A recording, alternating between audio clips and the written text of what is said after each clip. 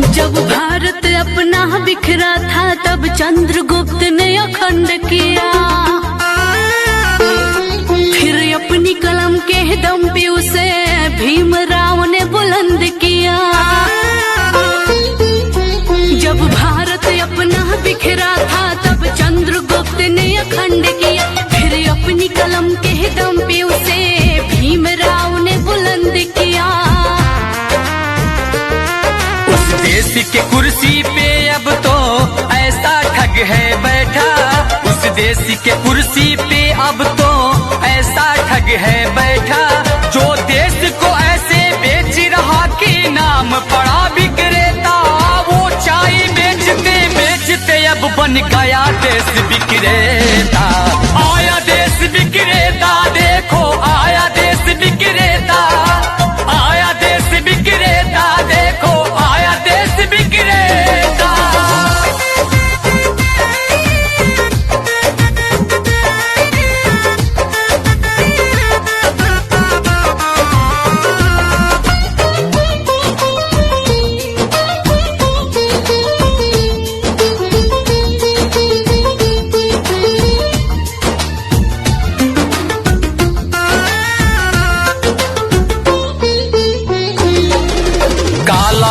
लाऊंगा कह के भारत का कोष भी साफ किया, श्रमिकों को भूखे मार रहा, धनिकों का कर्ज भी माफ किया।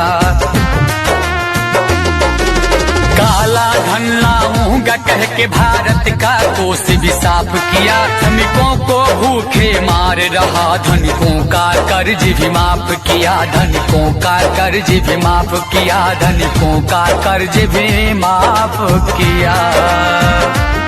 लाखों का सूट पहन के भी खुद को फकीर है कहता, जो देश को ऐसे बेच रहा कि नाम पड़ा विक्रेता।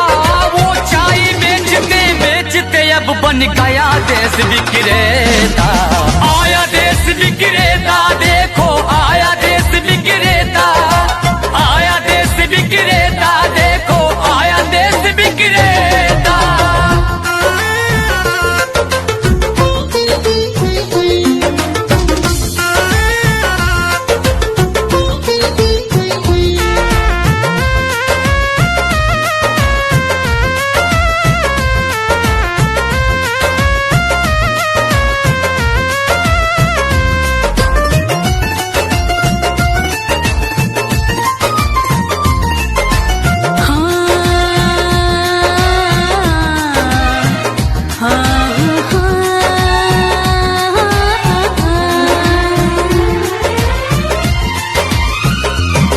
मीडिया तो उसके जूते का कैसा है स्वाद बताती है, जब जब चुनाव हो तब उसको माँ की याद आती है। मीडिया तो उसके जूते का कैसा है स्वाद बताती है, जब जब चुनाव हो तब उसको माँ की याद आती है, माँ की याद आती है, माँ की याद आती है। किसी का संग दिल पति है तो वो किसी का मतलबी बेटा, जो देश को ऐसे बेच रहा कि नाम पड़ा विक्रेता।